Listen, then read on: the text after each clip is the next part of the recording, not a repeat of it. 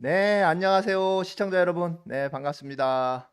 예, 어, 오늘 뭐 우리 이성만 의원님과 함께 지난번 시간에 이어서 오늘도 국뽕 뉴스를 한번 진행을 해볼까 합니다. 예, 어, 요즘에 참 많이 우울한 뉴스들도 되게 많고, 그리고 또 우리 정부가 정말 이렇게 잘하는데도 불구하고 정부에서 잘하는 건 언론에 제대로 보도도 되지 않고 하는 그런 상황이 너무 답답해가지고 제가 이제 우리 이성만 의원님하고 함께 우리나라가 정말 잘 나가고 있는 그런 부분들, 이런 부분들 제가 이제 좀 주제를 만들어서 저희가 지금 방송을 하고 있습니다. 그래서 오늘도 역시 이성만 의원님과 함께하는 국뽕 뉴스. 오늘은 어떤 거 준비하셨죠? 오늘은 오늘은 아무래도 이번에 이제 코로나19를 우리가 네네. 잘 극복해 가고 있지 않습니까? 그러다 예. 보니까 세계에서 우리나라에 대한 그런 의료 시스템에 대한 또는 건강과 관련된 부분에 대한 믿음이 굉장히 높은 편이에요. 네네네. 그러니까 이런 그렇죠. 신뢰도가 높다 보니까 예. 사실 예전에 우리나라가 이런 분야에서 이렇게 수출을 많이 하거나 네. 또는 강국이다 이런 이미지가 없었는데 예. 최근에는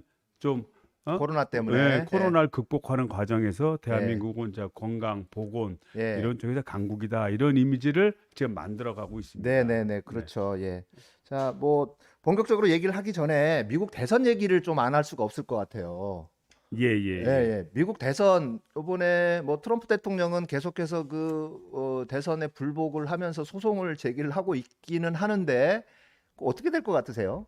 거의 이제 불가능한 상태죠. 네네. 일단은 숫자가 전체가 300명이 넘었거든요. 네. 선거인단이 예, 네. 바이든 쪽이 그랬기 때문에 조지아주가 이제 0.3% 차이기 때문에 이걸 네. 재검표하기로 아, 했습니다. 조지아주는 예, 네. 조지아주는 그래서 조지아주가 설사 트럼프 대통령이 이긴다 이긴다고 하더라도 하더라도 그 최소한 마지노선인 선거인단 270을 넘는 290 가까이 될 거기 때문에 네. 바이든 대통령이 당선되는 거에 대해서는 사실은 뭐 네. 의심의 여지는 없고요. 네. 다만 이제 이런 건 있을 수 있죠. 조지아를 수개표하다 보니까 이거 뒤집혔더라. 네. 그러면 다른데 미세한 차이가 나는데 여러 가지 있지 않습니까? 뭐 음. 펜실베니아라든지 네. 미시건이라든지 음. 이런 데도 그러면 조사해야 되는 거 아니냐? 예. 이런 파급 효과가 생길 게 우려되는 것이지 네. 조지아 표 자체만으로는 사실 큰 당락의 변화는 음. 없을 거로 그 보여집니다. 미국의 선거제도라는 게 사실은 우리나라하고 좀 다른 게 완전히 승자독식이잖아요. 그러니까 선거인단을 연방 몰아주는. 예, 국가니까요. 예. 그러니까 이제 옛날에 그 조지 워싱턴 대통령을 만들 때 네. 그때 각 주를 대표하는 사람들이 와서 투표를 한 겁니다. 네, 네. 그러다 나중에 이제 그때는 이제 주권이 굉장히 강했고 연방권이 그 약할 때인데 이제 미국이라는 연방 국가를 만들어 가면서 이거를 좀 체계화한 것이 각 주가 가지는 투표권은 그대로 인정하되 네. 인구나 이런 규모가 다르지 네, 않습니까? 네. 그거에 그렇죠. 따라서 선거인단을 배정하고 그다음에 각 주에서 투표를 하면 그 결과에 따라 한 볼에 몰아주는 네. 그런 시스템이 됐고요. 또 상원이 거기는 100명입니다. 상원이 네. 100년이고 6년 임기고 상원이 권한이 굉장히 커요. 어. 왜냐하면 상원은 주를 대표해서 무조건 2명씩입니다. 어. 주를 대표 두 인구 명이 비례가 아니고. 인구 비례가 아니고, 네. 그러니까 주를 대표해서 무조건 2명이고, 네. 하원은 한 400명이 좀 넘는데, 그거는 네. 인구 비례로 합니다. 네. 하원은 네. 하원은. 근데 그, 그 미국 같은 경우에는 의회의 권한이 네. 하원보다는 상원이 어. 좀 더 힘이 강합니다. 왜냐하면 아. 주를 대표하기 때문에. 아, 그래서 그렇군요. 대통령도 주별로 투표를 해서 어. 주에서 이기면은 주의 모든 권한을 해당되는 후보에게 다 줘버리는 겁니다. 예, 예, 예. 그렇군요. 예. 미국 대선에서 사실 많은 사람들이 이제 트럼프가 이제 대한민국의 평화 통일이랄지 여러 가지 이제 한미 동맹이랄지 이런 여러 가지 관계에 있어서 제일 많이 관심을 가졌던 게 뭐냐면 우리나라에 과연 트럼프가 유리하냐, 바이든이 유리하냐 이런 것들이 좀 있었고요. 예, 그다음에 예, 과거 오바마 정부 때 사실 예, 오바마 행정부에서는 전략적 인내라 예, 해가지고 예. 사실 일본하고 더 그 친분 관계를 더 많이 그 우호 관계를 미국이 예, 일본하고 우호 예. 관계를 더 많이 쌓아가면서 그다음에 한국의 이 남북 관계나 이제 한반도 문제에 대해서는 전혀 신경을 쓰지 않았던 그런 또 시절이 있었잖아요. 오바마 행정부에서. 그래서 우리 국민들이 어, 트럼프가 그래도 한반도 문제에서는 조금 더 유리한 거 아니냐 그런 얘기도 했었죠. 예, 그런 부분이 있었죠. 그러니까 네네. 이제 트럼프 대통령 같은 경우는 이제 톱다운 방식에 의해서 예. 본인이 직접 북한과 저 뭐 우리 김정은 위원장을 만나서 네. 이런 북미 문제를 해결을 하고 그거에 따라서 우리 남북 문제도 푸는 네. 그런 방식을 택했기 때문에 과거에 뭐 그 오바마 대통령이 했던 전략적 인내보다는 이제 훨씬 네. 진보적으로 진행했다는 건 사실입니다. 네. 근데 네. 그 전략적 인내를 하게 된 원인도 좀 살펴봐야 돼요. 그 왜 원인이 뭐가 있어요? 오바마는 왜 그랬느냐 이런 이제 그런 부분을 찾아봐야 되는데 일단은 그 당시에 우리나라의 대통령이 이명박 이명박이요. 대통령, 박근혜. 예. 박근혜 대통령인데 예. 북한에 대해서 남북 대화를 하기보다는 대결적 자세를 취했지 그렇죠. 네네, 않습니까? 맞습니다. 예. 대결적 자세를 취하니까 이런 오바마 대통령은 본인들의 의사를 갖고 북한을 접촉하기보다는 주변국, 동맹국과의 관계를 더 중요시 여긴 겁니다. 중요시 네. 하니까 한국에서의 어떤 정부 체제가 북한에 대해서 대화하려지 않고 대결하려고 하는 그런 모양새였기 때문에 대화에 대해서 적극적이지 않을 수밖에 없는 그런 그랬군요. 구조가 하나 있었고요. 예. 또 하나는 이제 중국과의 문제를 어떻게 할 건가? 예. 이제 이런 문제입니다. 중국과의 문제를 어떻게 할 건가 이런 문제인데 이제 일본이 아무래도 이제 경제 규모도 크고 인구 수도 많고 그러니까 일본 중심으로 가서 네. 중국을 견제해야 된다라는 생각을 했었고요. 네네. 또 그 이면에는 어떤 게 있었냐면 그때가 2015년도인가요? 중국의 그 전승절 2차 대전 전승절 행사가 있었습니다. 네. 그런데 거기서 유일하게 박근혜 대통령이 참석을 한 거예요. 전승절에. 네. 그래서 그 미국 입장에서 보면 아니 그 대한민국 정부가 이거 중국하고의 관계가 이게 보통이 아닌가 이렇게 생각을 하게 된 원인이 됐었죠. 그렇군요. 그러다 보니까 네. 확실하게 미일 동맹을 체제로 해서 네네. 미일 동맹을 분명히 해서 네. 한미일 체계를 만들어야겠다라는 네. 생각을 했고 그러다 보니까 이제 이 일본과 한국이 충돌되면 안 되니까 네. 충돌될 걸 피하기 위해서 뭐 위안부 뭐 아. 합의 문제라든지 또는 지소미아 체결이라든지 또는 나중에 이제 사드 배치까지 네. 그런 문제가 일련에 왔었고요.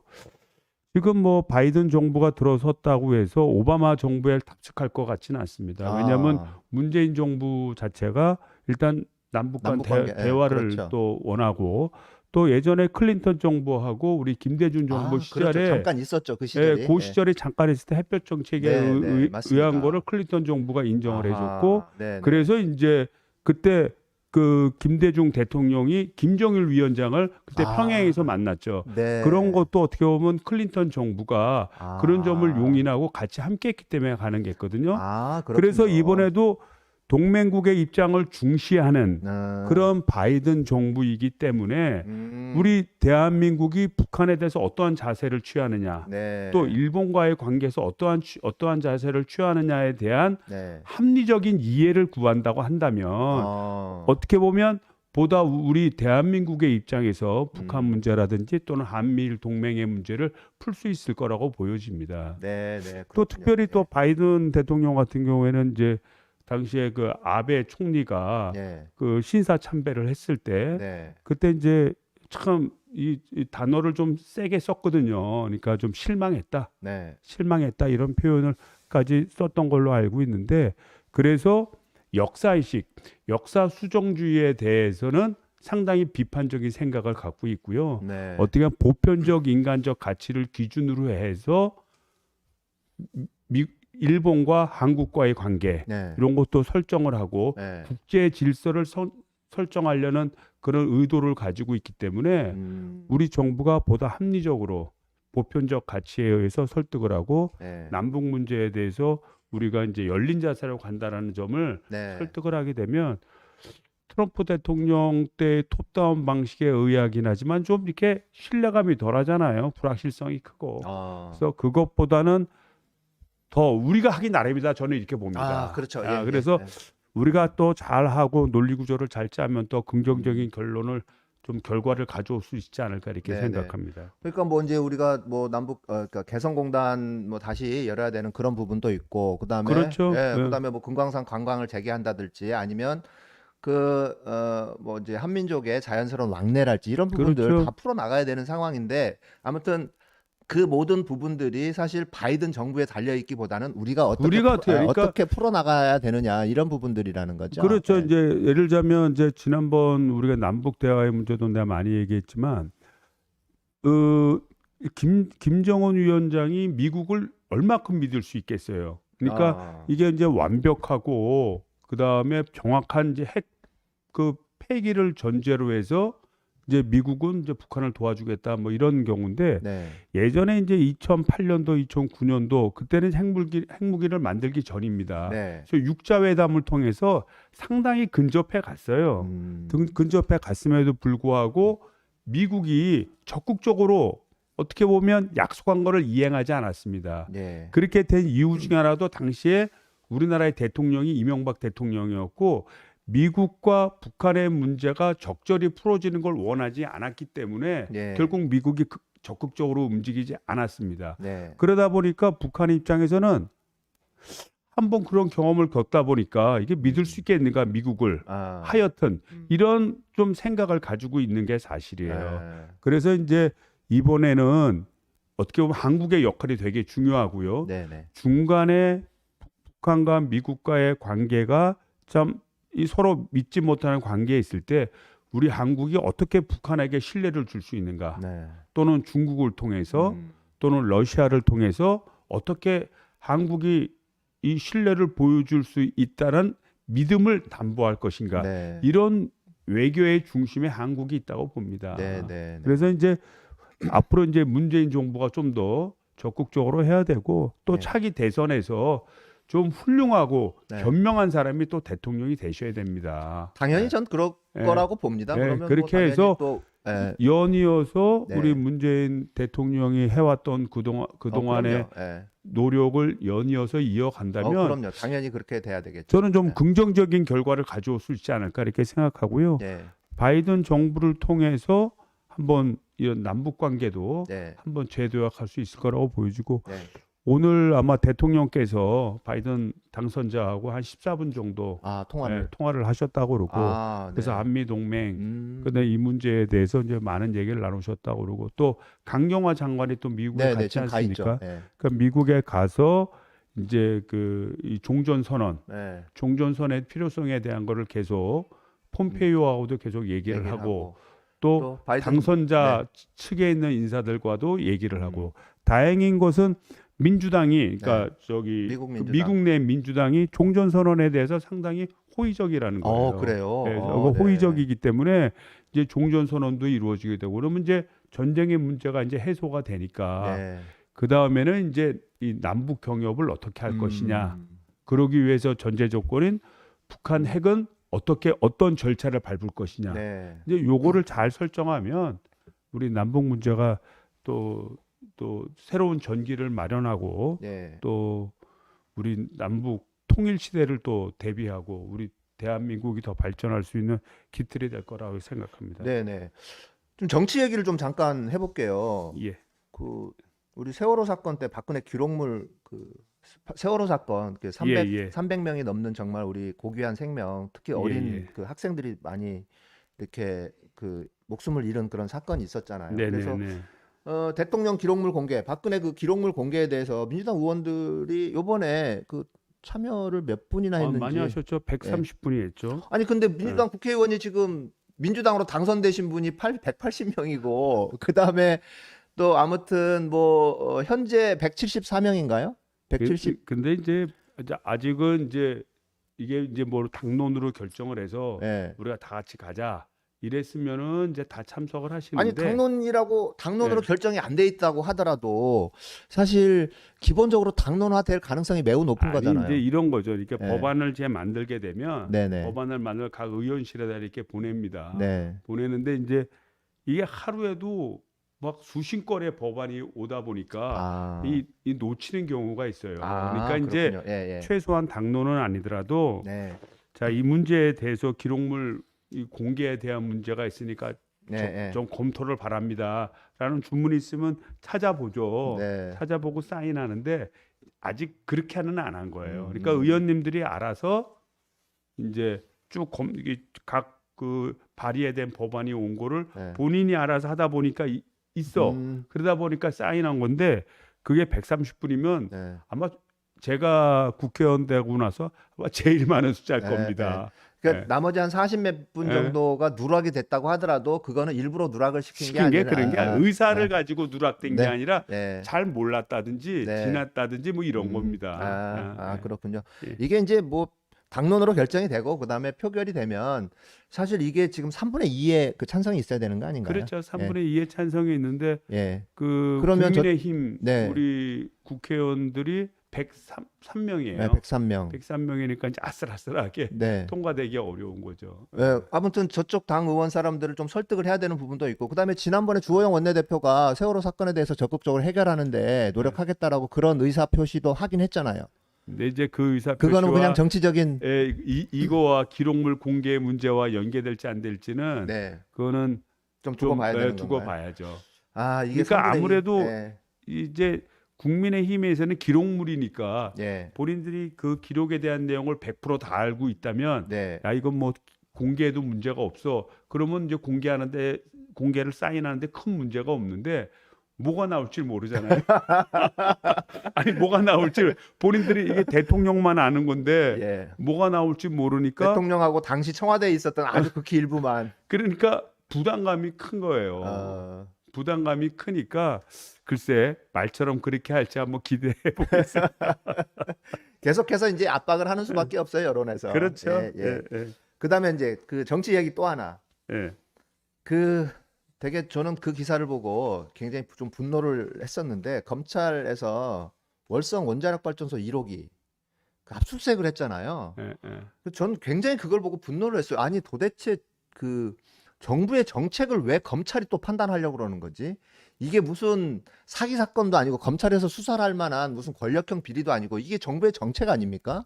왜 정부의 정책마저도 검찰이 윤석열이가 왜 판단하려고 하는지 너무 화가 났어요. 거기에 대해서 한 말씀 좀 해주세요. 이게 더욱더 황당한 건 뭐냐면 감사원이 감사를 했지 않습니까? 예, 감사를 했어요. 그래서 만약에 감사원이 봤을 때 야 이거 범죄에 좀 징후가 있다라고 예, 판단되면 검찰에 고발을 하고 수사를 의뢰합니다. 네. 예?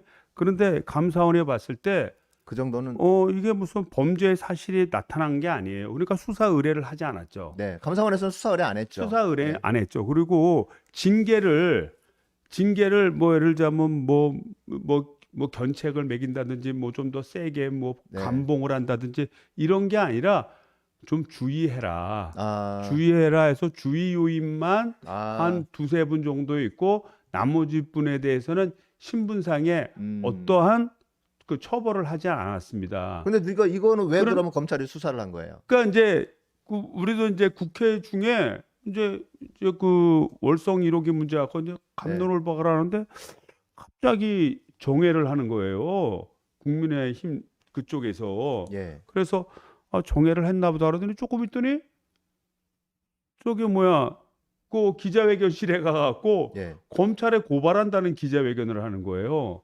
그래서 거기서 국민의힘 국회의원들이 검찰에 고발한 겁니다. 아, 그러니까 아, 감사원이 고발을 해서 문제가 된 것이 아니라 예, 문제가 된 게 아니라 국민의힘당 국회의원들이 고발을 해서 그거를 근거로 압수수색을 했다는 거예요. 그러면 야당하고 검찰이 짜고 했다는 거네요, 결국. 그러니까 도대체 이해가 안 가는 것이 예를 들자면 감사원이 감사를 하지 않았다면 예. 100번 양보해서 이해를 하겠어요. 음, 근데 감사원이 감사를 했지 않습니까? 네, 했죠. 그리고 감사 의견 자체가 뭐냐면 그런 거예요. 감사 의견 자체가 이게 판단을 내면 주민의 수용성, 안전성, 경제성 세 네. 가지를 평가해야 되는데 그 안전성하고 국민의 수용성은 평가할 수가 없다. 네. 왜냐하면 안전한지 안 안전한지 자기들이 어떻게 알아? 그건 다분히 주관적인 거라서. 예, 왜냐하면 체르노빌이 뭐 안전하지 않을 거라고 그래서 터진 게 아니잖아요. 그렇죠. 예?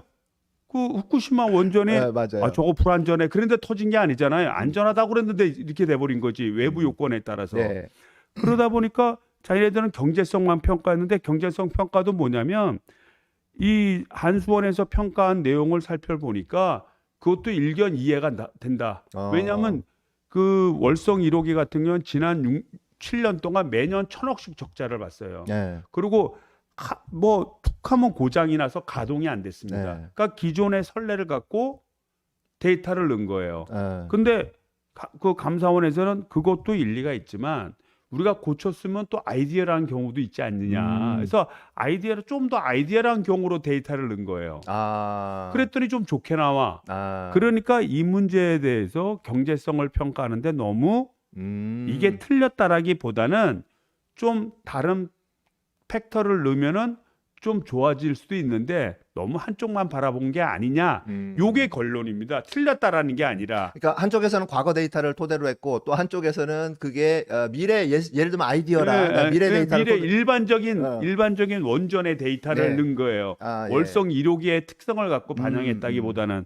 그래서 왜냐하면 이제 거기 놀리는 거죠. 그러면 이거 좀 불완전하고 문제가 있다 그러면 니들 그냥 쓸 거냐. 좀 고치고 계산해서 쓸 거지. 그러다 보니까 원전의 일반적인 아이디어를 상황을 가정해서 데이터를 넣은 거고. 예. 이거는 지난 몇 년 동안 뭐 적자 나고 그다음에 고장 나서 움직이지 못했고 그런 데이터를 넣은 거고. 네. 어떤 게 옳다 그러다 할 수가 없잖아요. 네.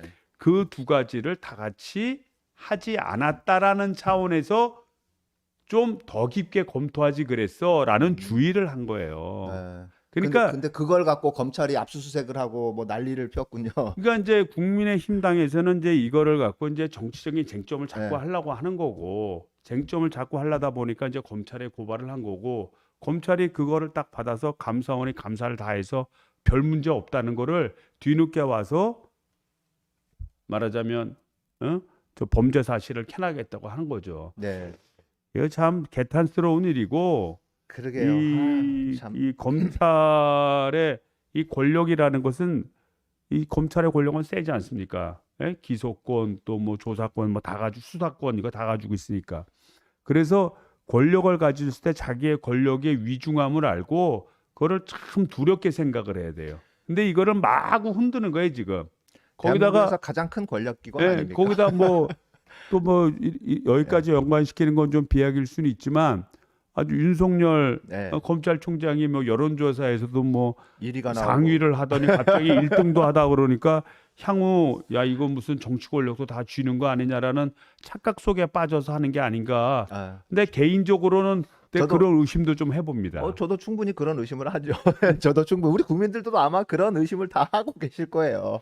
그래서 이번 사태를 보면서 더욱더 깨달은 게 예. 이 검찰의 권력, 네. 국조화된 권력을 빨리 분리시키고 그 다음에 어떤 문민 통제가 가능할 수 있도록 해야지. 이게 말이지 검사들이 입 열기만 하면 조직을 위해서 일한다 그러고 국민은 뒤편이고 말이지. 예? 이런 체제로 되고 그리고 검찰은 정의의 집단이 아닙니다. 왜냐하면 국민으로부터 위임받은 권력이 아니기 때문에 그래요. 선거를 통해서 된 게 아니지 않습니까? 네. 본인들이 정의를 외치는 게 아닙니다.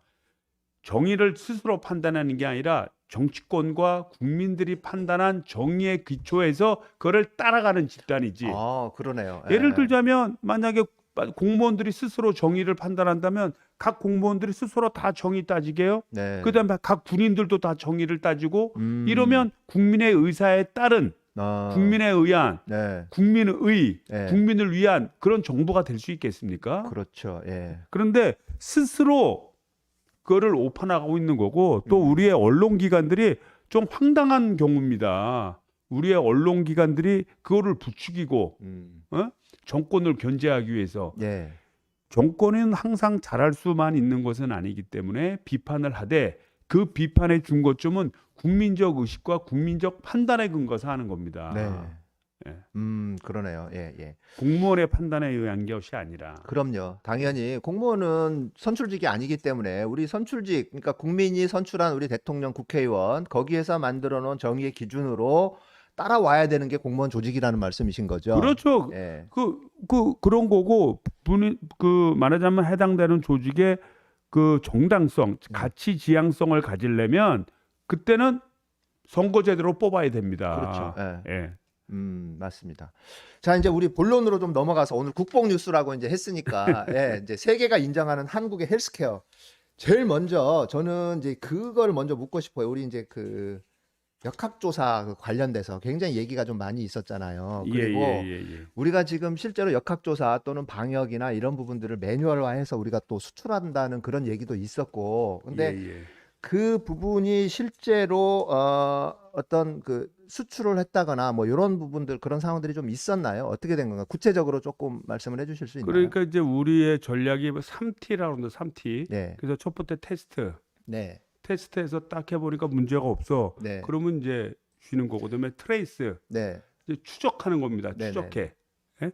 추적을 해서 이 사람이 예를 들자면 양성 받으면 양성 받은 바다로 분류를 하고 네, 음성은 받았지만 접촉을 했다. 네, 그러면 그때는 격리를 시키고 네, 그다음에 이 사람이 다른 사람 만난 사람이 누구냐라는 걸 전부 다 찾아내서 그 사람 만난 사람을 또 찾아내는 겁니다. 네, 그래서 이게 이제 트레이스고 그다음에 마지막에 트레드입니다. 치료에 치료. 네. 그래서 문제가 된 사람 찾아냈으면 그걸 치료해서 해결을 한다 이런 건데 요게 그, 이제 예. 그, 그래서 그 중에서 우리나라의 가장 큰 시스템이 트레이스입니다. 추적. 어, 그래서 이제 바이오 앱 같은 그를 만들었죠. 예, 만들어서 개인의 어떤 그 진단 상황을 갖다가 그 앱을 통해서 그 사람이 나오는 여러 가지 결과들이나 행동 패턴이 있잖아요. 그러니까 네. 예를 들자면 몸에 뭐 고열이 언제부터 오른다, 뭐 그다음에 뭐 심박수가 어떻게 된다 이런 것이 체킹이 되면 예를 들자면 그 체킹된 결과를 통해서 이 양반이 지금 어떻게 될 수도 있다라는 거를 판단을 하는 거예요. 예, 그다음에 또 하나는 뭐냐면 그 일단 자가 진단이 자가 격리가 되잖아요. 예, 격리. 격리가 되면 계속해서 전화를 합니다. 전화를 받는지 안 받는지를. 네. 그래서 전화를 안 받으면 왜 전화를 안 받으십니까? 빨리 전화를 받아라. 왜냐하면 전화를 안 받는다는 얘기는 전화기에서 떨어졌다는 거 아니에요. 그래서 전화기를 갖고 다니게 하고 두 번째는 일정 지역을 벗어나면 예. 경고음이 울려요. 어, 띠띠띠띠띠띠 네. 지금 일정 지역을 벗어났습니다. 그러니까 자가 격리한 사람들 얘기를 들어보니까 그렇더라고요. 그러니까 이런 앱을 딱 가는 순간 그거를 다 찾아내는 거예요. 또 그 사람이 그동안 자주 통화했던 사람, 네. 자주 통화했던 사람을 자주 만나게 되잖아요. 그렇죠. 예, 또 그런 사람들 또 본인 진술에 의해서 예. 이동 경로를 추적해서 거기에서 만났던 사람들을 그 사람들을 찾아내서 다시 검사를 하는 겁니다. 아, 그래서 그런 일련의 과정의 시스템이 이건 뭐 사실 뭐 다른 나라에 없는 그런 시스템이었고 네. 그래서 그거에 대해서 좀 많이 좀 시스템적으로 예, 예. 대외 수출을 했고 네. 이태리 같은 경우에 그걸 좀 많이 따라했죠. 아, 이태리가요. 예, 이태리가 그러니까, 처음에는 예. 굉장히 어려웠어요. 굉장히 많이 확진이 됐었는데 네.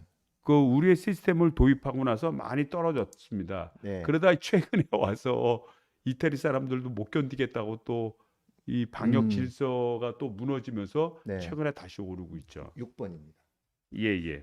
네. 그러니까 이제 이게 지금 국제 표준화 분야 이제 18종 그러니까 K 방역 3T 테스트, 트레이스, 트리트라는 이제 국제 표준화 분야 18종을 지금 그러니까 우리나라에서 방역하는 그런 모델들을 국제 표준화 시키는 그런 과정에 있다는 얘기인가요? 그렇죠. 예. 예.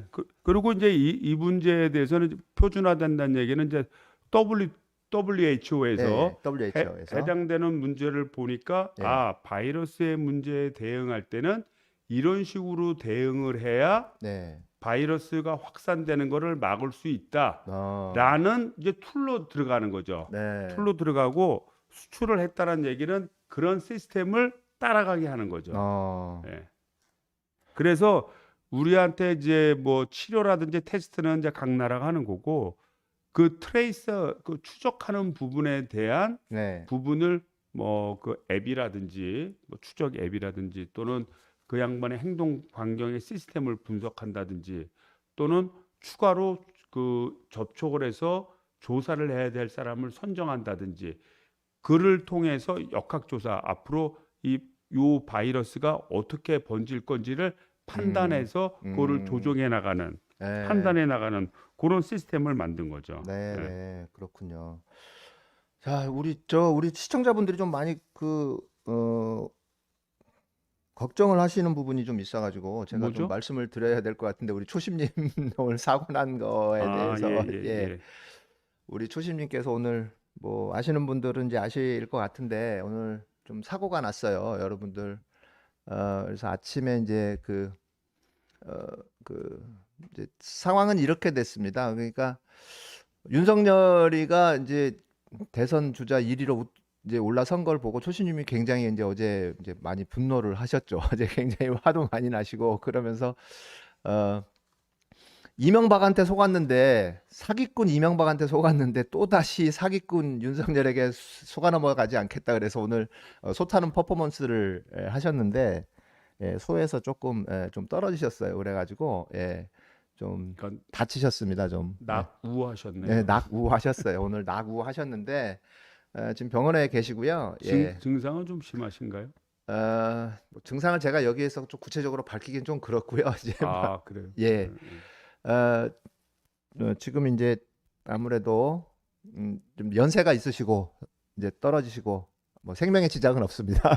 그래서 이제 예, 아무튼 제가 볼 때는 이제 윤석열 여론조사 1위에 대해서는 한 두 가지 차원에서 분석할 수가 있어요. 네, 왜냐하면 이제 야당 후보가 5위 이내에 한 명도 끼질 한 명도 없죠. 한 예. 명도 없다는 그 거예요. 정당에 야당이라는 정당의 예, 후보가 한 명도 없다는 거 한 명도 굉장히 없다는 거예요. 그래서 어떻게 보면 야당에 대한 신뢰감이 전혀 없다. 네, 그래서 오늘 김종인 그 야당 대표가 그렇게 얘기했지 않습니까? 윤석열은 여당 사람이다. 여당 대통령이 임명한 검찰총장이지 그 야당에서 임명한 게 아니다. 예, 여당 사람이고 그 다음에 그 양반이 어떤 정체를 하는지 아는지 그에 대해서는 관심이 없다. 네, 이제 이렇게 표현을 했고요. 그래서 이제 그 야당의 존재감이 참 이렇게 없구나. 라는 걸 확인했고 또 하나 또 내부적인 문제는 참 우리 국민들이 힘들다는 거예요. 네, 그러니까 뭐냐면 이 윤석열이라는 검찰총장은 기존 정치권의 사람이 아니잖아요. 네, 네, 기존 정치권의 사람이 아닌데 우리가 이제 열심히 나라를 운영하고 하긴 하는데 그럼에도 불구하고 국민들의 마음이 편치 못하다는 겁니다. 예, 예, 뭐 코로나19 문제도 있고 뭐 남북 문제도 있고 또 우리나라 사회 시스템이 이제 지나치게 경쟁주의적이고 뭐 나름대로 잘 나가는 면도 있지만 그에 따른 어두운 면도 있죠. 예, 그래서 국민들의 좀 피로감이 좀 있구나. 네, 그래서 새로운 사람을 이제 음, 찾는 게 아니냐 이렇게 생각이 되고요. 그래서 좀 여당이 좀 더 좀 청량감 있는 좀 정치를 좀 해야 되는 또 그런 좀 의무 부담도 있다 이렇게 생각이 네, 네, 됩니다. 네, 맞습니다. 그런 부분은 저도 충분히 동의를 합니다. 근데 오늘 그 여론조사 전문가들이 그 TBS 뉴스공장에 나와가지고 한 얘기를 제가 이렇게 좀 전체적으로 이렇게 살펴보면 여론조사 방식에 조금 문제가 있었던 거 아니냐라는 얘기를 하더라고요. 약간 네, 좀 네, 이상하죠. 예, 왜냐하면 야당 내 후보 지지도보다 야당 여당을 포함한 전체 지지도가 더 높게 나왔다는 거 아니에요. 그거는 그 야당 내에 있던 사람이 그대로 찍고 네, 여당 내에 있던 사람들이 추가로 지지했다는 건데 그렇죠. 예. 글쎄요. 그리고 그 저 발표를 했던 한길리서치 같은 경우에는 꾸준히 여론조사를 정기적으로 전문적으로 이제 했던 이런 정치 여론조사를 꾸준히 하는 데가 아니라 보통 매주 여론조사를 하는 데가 지금 리얼미터하고 한국갤럽 두 군데 있지 한국갤럽은 않습니까? 예. 리얼미터인데 이제 네. 방식이 좀 다르죠. 네, 네. 근데 이제 한길리서치 같은 경우에는 여기 보기를 예를 들면 보기가 없었다는 거예요. 원희룡 뭐 또 오세훈 그다음에 뭐 그 저쪽 정당의 음, 뭐 이런 사람들을 아예 다 빼버리고 홍준표 뭐 예, 이런 분들이 없으나. 홍준표는 들어가 있었는데 예, 예. 홍준표는 들어가 있었어요. 그러니까 이제 저쪽 정당 사람이 한 명도 없게 된 게 바로 그 이유였다는 거예요. 그럴 수 있겠네. 그 예, 무소속이니까 홍준표 네, 의원이 네, 이제 뭐 그런 이유를 또 얘기를 하더라고요. 그리고 좀 황당하네요. 네, 그러니까. 방식 자체가 조금 문제가 있었다. 다른 이제 여론조사 예, 전문가들이 나와서 한 얘기를 종합해 보면 그런 것 같아요. 예. 예. 자, 한국이 세계 선두권을 달리고 있는 이제 헬스케어 분야, 뭐 수출 품목. 그러니까 우리나라 헬스케어가 갑자기 이렇게 좀 각광을 받거나 이런 건 아니잖아요. 최근 들어서 많이 각광을 그렇죠. 받게 된 거고, 그 헬스케어 분야에서 우리나라가 뭐 방역이랄지. 네, 그렇게 큰 네, 네, 역할을 하지 못하다가 그래도 얼마 전부터 이렇게 수출 바이오시밀러 분야로 네. 이제 매출이 증가되면서 점점 올라오기 시작했는데 네. 최근에 와서는 아, 한국의 그 방역 시스템이 괜찮고 네. 그다음에 뭐 진단이라든지 네네. 그다음에 뭐 우리 소독약이라든지 이런 네. 것이 아주 질이 좋다라는 게 이제 평가가 되고 어. 특히 이제 이 우리가 생산을 하려면 네. 그 약 자체가 이제 바이오시밀러로 할 때 바이오시밀러가 생물학적 복제약입니다. 그러니까 음. 단순히 화학 성분으로 이렇게 섞어서 이렇게 음. 알약으로 만드는 게 아니라 어. 살아있는 생물 속에서 세포를 배양한다든지 그런 생약 성분이 들어간다. 그러니까 세포를 예, 예. 배양한다든지 또는 바이러스를 음. 양성을 해서 음. 살아있는 것으로부터 음. 성분을 추출해내는 거예요. 음. 그러니까 그거는 사실 고난도의 기술이 필요하다고 합니다. 어. 그래서 이제 이런 그 바이오시밀러 분야에서 음. 그 이제 우리나라가 어떻게 보면 생산력이 전 세계에서 한 20% 정도 차지하거든요. 어. 이것이 계속 늘어갑니다. 계속 늘어가서 그런 쪽으로 해서 좀 많이 좀 수출이 되고 있죠. 그러니까 내가 이제 그 찾아보니까 예를 들자면 그 램시마라고 하는 류마티스 이제 관절 치료제가 있다는 거예요. 네. 근데 그거 같은 경우에는 그 전체에서 한 60% 정도를 차지한다는 겁니다. 아, 우리나라가요? 예, 우리나라가. 류마티스 치료제? 예, 류마티스 치료제, 관절염. 예? 예. 그게 전 뭐 세계 시장의 60%를 우리가 장악을 하고 있다는 그렇죠. 예, 얘기죠? 그 부분은 예. 따지면 예. 또 트룩시마라고 그래서 그런 네. 백혈병에 치료하는 그 바이오시밀러라고 합니다. 네. 그거 같은 경우는 한 40%. 어. 40%. 그다음에 이제 세계 시장 점유율이 예, 호주마라고 하는 네. 그 유방암 치료제가 있다는 거예요. 네네. 근데 그건 한 20% 정도. 어. 그러니까 우리나라가 이제 약을 이렇게 조제를 해서 생약성 그 살아있는 생물로부터 네. 약을 추출해서 조제해서 하는 분야가 이제 좀 많이 좀 발전하고 있고 네. 그다음에 이제 그 뭐 그동안 화장품 같은 경우에도 이제 많이 증가를 했죠. 네. 그래서 굉장히 그 이제 그거는 어떻게 보면 그 이제 헬스케어 부분에 이제 화장품도 들어간다고 그래요. 그래서 어. 그것도 계속 이제 코리안 뷰티가 네, 이제 K-뷰티. 확산되면서 이제 좀 이렇게 좀 늘어나고 있고 네. 그다음에 이제 의료기기 부분, 네. 의료기기 부분도 뭐 한 20% 이상씩 좀 매년 증가하고 있다고 합니다. 그 중에서 이제 특별히 이제 우리 같은 경우에는 이제 안마기 있지 않습니까? 보편적인 안마기 이렇게 네네. 손 똑똑똑똑 하는 이런 개별 안마기 같은 경우에는 아마 중국이 제일 많이 생산을 하는 것 같아요. 안마기요? 예, 안마기. 네. 그런데 이제 최근에 와서 이제 안마 의자, 네. 예? 안마 의자가 좀 더 고난도죠. 네네. 그거는 이제 전신으로 이제 아. 마사지하고 뭐 빙빙 돌리고 뭐 이렇게 하는 거니까. 네. 근데 이제 그 안마 의자 같은 거는 전 세계에서 우리나라가 차지하는 비중이 한 70% 정도로. 안마 의자는요? 의자는. 예, 지금 뭐 도표에 지금 화면에 보이는 건 안마기를 말씀하시는 예, 거고요. 안마기를 얘기하는 거죠. 예, 그러니까 예. 저거는 안마기고 지금 말씀하신 안마 의자는 세계 시장 점유율이 한 70% 정도 그래서 이제 된다고요? 안마 의자 자체만을 따로 이렇게 통계는 뽑아내지는 않는다 그래요. 네. 않는데 이제 추정을 하는 거죠. 이제 아. 업체 얘기를 들어오면 한 70% 정도 되지 않나 이렇게 네. 생각이 되고요. 예. 그다음에 아까 얘기했던 뭐 의약품 뭐 이런 거 뭐 굉장히 많이 수출하고 또 의료 기기 중에서 우리 진단 진단 진단용 키트. 시약 진단 예. 키트 이거 뭐 엄청나게 많이 증가했고 네. 그다음에 기계 중에서는 또 초음파 영상기 네네. 우리가 이제 뭐 심장 초음파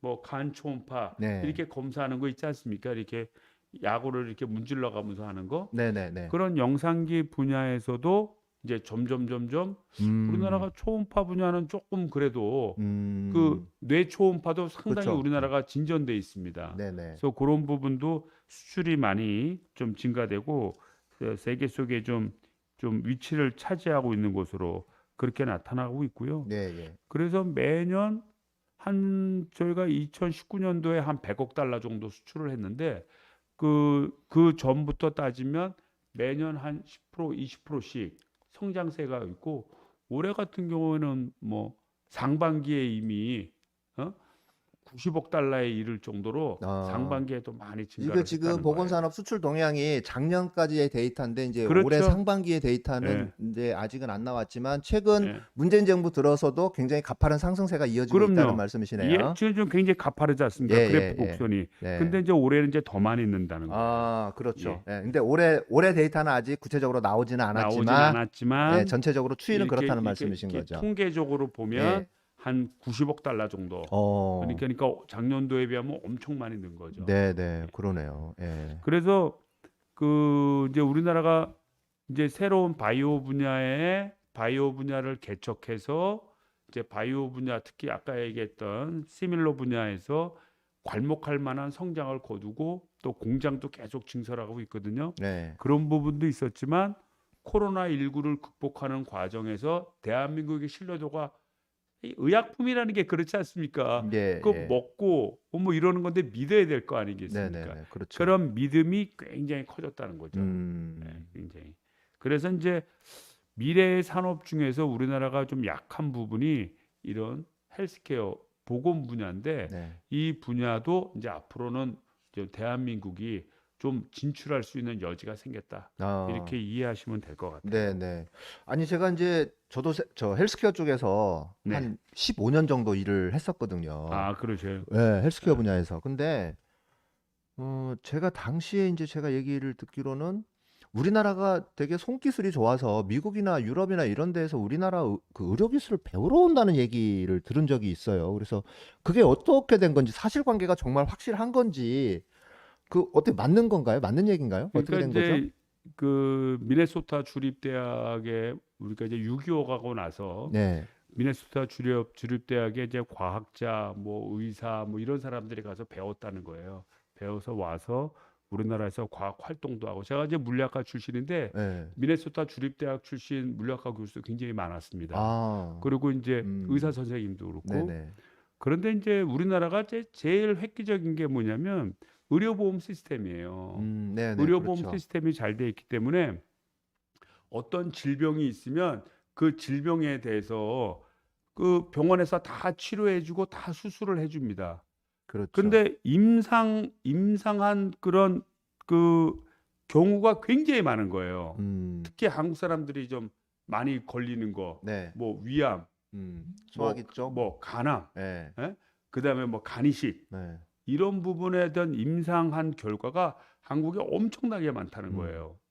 그러다 보니까 이 임상을 많이 하다 보니까 아무래도 그에 대한 실력이 네. 좀 많이 늘은 거죠. 음. 그래서 최근에는 이 분야에 대해서는 제가 미네소타 주립대학을 내가 왜 얘기했냐면 미네소타 주립대학에서 이 부분에 대해서 좀 배우고 조언을 받고자 이렇게 와서 배웠다는 거예요. 아. 그래서 아. 우리나라의 의료 기술에도 성형 같은 경우는 뭐 말할 것도 없고. K뷰티로 예, 예. 해서 뭐 엄청나게 이제 인기를 끌고 있고, 그래서 우리나라의 의료 기술이 뭐 손재주라든지 의료 시스템이 이게 잘 되는 것도 있지만 의료보험 체계가 잘 돼서 한국에서 중대병이 걸렸을 때 네. 수술을 다 받을 수가 있다는 거예요. 네. 그러다 보니까 의사들의 경험도 굉장히 좀 풍부해졌고 네. 이를 통해서 이제 세계에서 놀라운 그 의료 실력을 보여준 거죠. 아. 하다못해 그 우리 심장이 있지 않습니까? 심장에 이제 협심증이나 예. 심근경색이 오면은 이제 혈관으로 이제 슬런트. 해서 이제 네. 그 네, 스텐트라는 스텐트. 걸 이제 네. 받기도 하고 이제 풍선으로 열기도 하고 그러는데 그게 이제 우리나라에 90년대 막 80년대 말 90년대 막 그게 도입이 됐습니다. 근데 우리나라 건수가 되게 많은 거예요. 많아서 그거를 주로 했던 교수들이 미국 가서 또 교수도 하시는 분들을 내가 여러 봤어요. 아. 예. 그러니까 우리나라 의료 기술 그 자체만으로도 사실은 굉장히 많이 세계 탑 클래스급이라는 그러니까 말씀이신 거죠? 수술과 관련해서는 수술과 관련해서는 그 특히 우리한테 이제 보편적으로 펼쳐져 있는 수술과 관련해서는 그 상당히 그 의사들의 실력이 높아져 있고 임상 그 건수가 많으니까. 그러니까 심장 수술 같은 경우에는 특히 굉장히 고난도 수술이잖아요. 그 고난도 예. 수술이죠. 예, 흉부외과. 예. 예. 그래서 상당히 그 실력이 많이 올라갔고 또 하나는 우리 바이오시밀러도 옛날에는 의료보험이 안 됐었어요. 근데 지금은 의료보험이 됩니다. 네. 그러다 보니까 바이오시밀러를 제작해서 특히 이제 암 치료제로 많이 쓰이게 되는데 그런 건수가 많다 보니까 바이오시밀러도 점점 더 정교해지는 겁니다. 네네. 예. 그러네요. 예. 근데 이제 우리나라 국가 의료 시스템을 이제 아까 말씀을 하셨으니까 한번 제가 여쭤볼게요. 다른 나라 상황하고 비교를 했을 때 우리나라 국가 의료 시스템이 월등한 부분이 분명히 저는 있을 거라고 생각을 하거든요. 뭐 어떤 부분이 이제 어, 월등한 어떤 상황인 건지 좀 말씀을 좀 그러니까 해주시죠. 다른 나라의 어떤 의료 시스템이라는 것은 자기의 상태에 따라 예. 자기가 책임지는 거예요. 그러니까 내 몸 상태를. 그러니까 내가 건강하면 네. 의료보험비도 적게 내고 내가 좀 아프면 부실하고 몸이 아픈 데가 많으면 리스크가 크지 않습니까? 그러니까 의료보험비도 보험료도 많이 내는 많이 거예요. 내고. 근데 우리나라는 그게 그게 아닙니다. 아니죠. 그게 아니라 비용 부담은 소득별로 내는 소득. 거예요. 전 세계에서 유일합니다. 소득별로 내고 건강 상태별로 그 보험료를 내는 게 아니라 건강보험료를 내는 게 아니라 소득별로 소득별로 낸다는 내고 의료 시스템은 동일하게 받는 거예요. 그렇죠. 그러니까 의료적인 혜택은. 상대적으로 소득이 높은 사람이 더 큰 부담을 내고 네. 소득이 낮은 사람이 더 낮은 보험료를 내지만 네. 서비스는 동일하게 받는 겁니다. 이게 이제 복지라는 그러니까 복지라는 개념으로 간 거죠. 그렇죠. 근데 그래- 다른 나라 같은 경우에 이건 그러면 복지가 아니라 뭐 다른 개념인 거잖아요. 그러면. 그러니까 이제 미국 같으면은 자 민간 의료 시스템으로 그렇죠. 들어갔기 완전히 때문에 민간 의료. 아까도 얘기했듯이 이제 자기가 자기 몸 상태에 의해서 리스크 정도를 따져서 자기가 보험을 내는 거예요. 네. 그런데 민간 회사다 보니까 이게 그 의료보험을 나중에 청구할 때 문제가 되지 않습니까? 그렇죠. 회사가 마이너스가 될 수 있잖아요. 그러니까 그 문제에 대해서 열심히 따져요. 그래서 의료비가 되니 안 되니 막 따지고 이제 이런 게 분쟁이 많습니다. 그래서 이제 취약한 거 그러니까 미국 같은 경우에는 병이 걸려도 웬만하면 병원을 안 가는 거예요. 왜냐하면 나중에라도 의료보험을 들었다 하더라도 카바가 되는 범위에 있는지 아닌지를 막 따지고 이게 법정 소송으로 가는 경우도 엄청나게 많다 엄청 보니까 많죠. 네. 그러다 보니까 웬만하면 참는 시스템으로 가다가 제대로 된 의료 서비스를 받지 못해서 이제 사망하는 경우가 많고요. 네. 반면에 이제 선진국 중에 국가가 책임지는 국가가 A부터 Z까지 다 책임지는 그런 의료보험 체계를 갖는 나라도 있습니다. 국가 재정으로 다 병원비를 다 의료보험비를 다 대주는 거예요. 네. 그런데 그런 경우는 어떠냐면 건수가 너무 많은 거예요. 과잉 진료나 예, 뭐 예. 과잉 의료도 있을 수 있잖아요. 그렇죠. 그때. 내가 좀 아프면은 공짜니까 네. 내가 이제 병원에 가는 경우가 굉장히 많습니다. 네. 많다 보니까 병원에 사람들이 많잖아요. 네. 그러니까 병원에선 당연히 급한 사람 위주로 선별할 수밖에 없어요. 아하. 선별할. 그러니까 그 좀 지나친 말로 그 다른 그런 선진국 같은 경우에는 기다리다 사망하는 경우가 많다니까 의료 서비스를 못 받아서 기다리다. 그리고 또 국가 재정으로 운영하다 보니까 나이가 많아. 그러니까 그 병원을 치료하더라도 생존의 미래 가치가 그렇게 길지를 못해. 이제 그런 경우에는 잘 치료를 안 해주는 거예요. 그러니까 연세가 많은 노인분들 같은 경우는 치료가 잘 이제 그러니까 늦어진다는 이제 거죠. 그러니까 뭐냐면 근본적인 수술이나 네. 이런 거를 잘 안 해주려고 한답니다. 아. 그러다 보니까 평균 수명 같은 경우에 한국은 비약적으로 느는 데 반해서 선진국의 그 평균 수명이 우리보다 낮습니다. 네. 우리보다 낮고. 그래서 이제 우리는 소득별로 내다 보니까 그런 혜택을 보면서도 당연 진료제예요. 네. 내가 병원에 가면 무조건 고쳐줘야 됩니다. 네, 무조건. 그거를 회피할 수가 없어요. 예. 그러다 보니까 전 세계에서 가장 적은 비용 부담으로 물론 소득이 높은 분은 뭐 그렇지 않겠지만 평균적으로 서민 입장에서 보면 적은 비용으로 어떻게 보면 많은 의료 서비스를 받는다 이렇게 볼 수 있죠. 그러니까 이제 우리나라 사람들 같은 경우에는 한국에 태어나서 한국에 계속 이제 살고 있고 그다음에 외국을 나갔다고 하더라도 외국에서 치료를 받은 경험이 없는 분들 같은 경우에는 우리나라 의료 시스템이 이렇게 잘 돼 있는지에 대한 게 피부로 잘 안 느껴지거든요. 근데 제일 중요한 부분이 뭐냐면 첫째는 태어나자마자 국가 의료 시스템의 범위 안에 들어온다는 거. 그러니까 대한민국 국민이 되는 순간부터 일단 국가 의료 시스템의 범위 안에 들어와서 국가가 책임을 지고 치료를 해줄 수 있다는 거. 그래서 대신에 이제 우리가 이제 하다 보니까 이제 뭐 카바율은 한 70% 정도, 네네. 70% 조금 그러니까 국가 부담률을 말씀하시는 예, 거죠? 조금 그러니까 이제 질병의 종류가 다양하고 수술의 종류가 다양하잖아요. 그에 따라 약을 쓰는 것도 다양하고. 그러니까 네. 100이라고 보면 전체 약을 100이라 보면 의료보험에 혜택이 되는 게 한 70% 정도. 70% 정도 조금 왜냐하면 이게 의료보험을 의료 재정으로 계속 너무 많이 부담하게 되면 나중에 의료보험 체계가 무너질 수 있지 않습니까? 그렇죠. 예. 그러다 보니까 그거를 유지시키기 위해서 좀 음, 하는데 그래도 계속해서 부담률을 좀 넓혀가면서 네, 네. 부담률을 넓혀가면서 의료 서비스의 질을 좀 높여가는 형태예요. 네. 근데 부담률을 높여간다는 게 결국은 좀 소득이 높은 사람들한테 그렇죠. 그만큼 더 많이 걷어낸다고 하는 거니까 예. 서민들 입장에서는 많은 혜택을 보게 되는 거죠. 그렇죠. 네, 예. 맞습니다. 그다음에 건강보험 이 당연 지정제라는 게 있어요. 당연 예, 지정제, 당연 아까 얘기했던. 지정제라는 게 그러니까 국민은 태어나자마자 대한민국의 국민이 되는 순간부터 우리는 의료보험의 혜택을 받을 수 있는데 병원도 역시 마찬가지로 우리나라의 병원이 만들어지는 그 순간부터 국가 의료보험 시스템 안에 들어와야 되는 게 들어오고, 건강보험 당연 지정제. 그러니까 그다음에 무조건 들어오는 거고 예, 그다음에 환자가 가면 예, 무조건 당연히 진료해야 되는 거. 예. 무조건 진료해 줘야 되는 네. 거예요. 그러니까 이제 그 부분이 굉장히 우리나라가 갖고 있는 국가 의료 시스템에 굉장히 뛰어난 부분이다. 거부권이 없어요, 그러니까. 네, 예, 예. 네.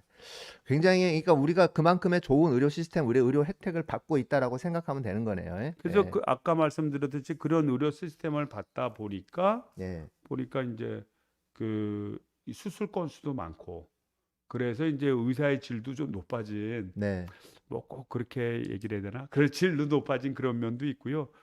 제가 이제 한동안 그 재외동포를 대상으로 이제 그 사업을 좀 했었습니다.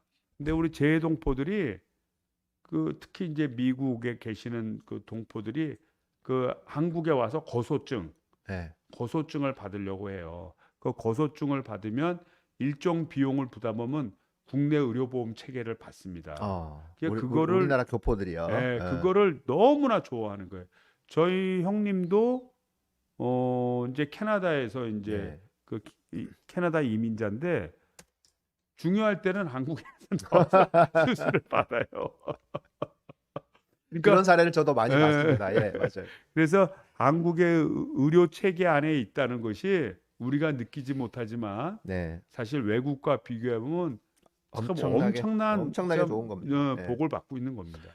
그 이제 한국에 들어와서 살고 있는 외국인들이 운영하는 예. 그 유튜브가 있어요. 그 이제 어썸 코리아라는 유튜브가 있는데 예. 한국에서 이제 살다 보니 좋은 점 또는 낯선 환경 뭐 이런 것들을 얘기하는데 열이면 열 다 한국의 의료 시스템을 다 극찬을 하는 거예요. 그러니까 우리나라에 들어와서 한 6개월 정도가 지나면 우리 의료보험료를 내면 우리나라 국민하고 동일하게 해주는 의료 거예요. 혜택을 예. 받을 수 있게 예, 이제 한다고 하더라고요. 예, 근데 예. 처음에는 자기네 나라를 생각하고 의료보험료를 안 냈대요. 안 냈는데 이거 보험료 비싸지 않고 싸니까 괜찮다. 너네들 이걸 내면은 분명히 혜택을 받을 거다라고 해가지고 냈는데 보험료가 너무 쌌대요. 그래서 이렇게 보험료가 싸면 나중에 아플 때 정말 돈을 많이 내야 될 거야. 라고 생각을 했는데 정말 심하게 아파가지고 병원을 갔는데 감기 몸살이 너무 심하게 왔는데 5천 원을 냈다는 거예요. 제가 이제 이런 얘기를 하면은 제가 참 이렇게 웃으면서 할 얘기는 아닌데 제가 아시는 분이 좀 재력가예요. 네. 근데 이제 그분이 참 불행하게도 좀 암에 걸렸어요. 그러니까 그분이 내가 뭐 돈도 있고 내가 저기 뭐야 좋다는 건 내가 다 해서 어떡하든지 내가 극복할 거야. 근데 최고의 수술을 받고 뭘 해도 네. 100만 원 이하입니다. 암에 대해서는. 네, 네. 그래서 본인이 야 대한민국이 이렇게까지 암 치료에 또 자기 부담률이 5%밖에 안 네, 되잖아요. 그러니까 그리고 100만 원이 네, 못 100만 넘게 원. 네. 못 넘게 돼 있어요. 그러니까 참 우리나라가 복가서 사는 것 자체가 의료 부분만을 생각하면 복 받은 나라고 외국 사람들이 한국에 오면 이 의료보험 체계에 놀라고 그다음에 대중교통에 네. 놀라고 그다음에 치안에 놀란다는 거예요. 음. 밤거리 마음대로 걸어갈 수 있고 네. 대중교통비 엄청 싸고 네, 네. 거기다음에 다 뭐 지하철끼리뿐만 아니라 지하철에서 버스로 다 환승이 되고 네. 이런 시스템을 갖고 있는 나라가 전 세계에 없습니다. 그럼요. 네, 예. 네. 저도 뭐 몇몇 개 나라들을 다녀봤는데 저는 제가 이제 여행을 많이 다니면서도 여행사를 끼지 않고 저는 이제 주로 제가 다 검색해가지고 이렇게 가족들이랑 같이 여행을 많이 다녔거든요. 근데 여행사를 끼고 가게 되면 이게 여행이라는 게 사실 나의 시선으로 세상을 바라봐야 되는데 여행사의 시선으로밖에 못 보더라고요. 그래서 이제 여행을 몇몇 개 나라를 다니면서 제가 느꼈던 게 제가 공부를 하면서 우리 가족들하고 함께 공부를 하면서 요번에는 어느 나라를 갈까 어느 도시를 갈까 이런 것들을 다 검색하면서 다니다 보니까 우리나라 그 교통 시스템 그다음에 그 먹는 문화 그다음에 그 치안 문화 이런 것들이 너무 잘 돼 있는 거예요. 제가 심지어 아테네에서는 소매치기를 2번을 당했어요. 아테네 2주 있는 동안 소매치기를 제가 2번을 당했고요. 너무 끔찍했어요, 그게. 근데 이제 도시와 시골의 문화 자체가 또 너무 다른 거예요. 이 그리스라는 데가. 예. 우리나라도 물론 그렇지만 그리스 아테네라는 그 도시는 외국인들이 너무 많이 와가지고 외국 이민자들이나 이런 사람들이 너무 많이 와가지고 범죄가 너무 많다. 근데 시골은 아테네 저 그리스의 시골로 내려가면 오히려 범죄보다는 굉장히 친절하고 너무 잘 알려주는 거죠. 뭘 물어봐도 너무 친절하게 잘 알려주고 뭐 그런 부분들이 있는데 아무튼 얘기가 한쪽으로 좀 샜지만 우리나라가 전체적으로 교통이랄지 치안이랄지 이런 건 너무 잘 돼 있다. 정말 최고다. 진짜 예, 그런 거 예. 그리고 되게 가보면 많이 느끼게 돼요. 깨끗하죠. 예. 네, 되게 깨끗하고 뭐 화장실이나 뭐 이런 거 뭐 말할 것도 네, 없고요. 네, 맞습니다. 그래서 예. 전반적으로 우리나라를 잘 몰라도 와서 적응하고 사는데 말하자면 그 불편도를 음. 줄일 수 있는 여지가 되게 큰 거죠. 네, 네, 네. 네, 맞습니다. 네. 네. 저 우리 그 시청자분들이 또 우리 초심님 소식을 자꾸 이제 물어보고 물어보세요. 예, 그래서 건강 얘기를 해야 되는. 예, 제가 아무래도 또 초심님 얘기를 좀 말씀을 드려야 될 것 같은데 초심님께서 지금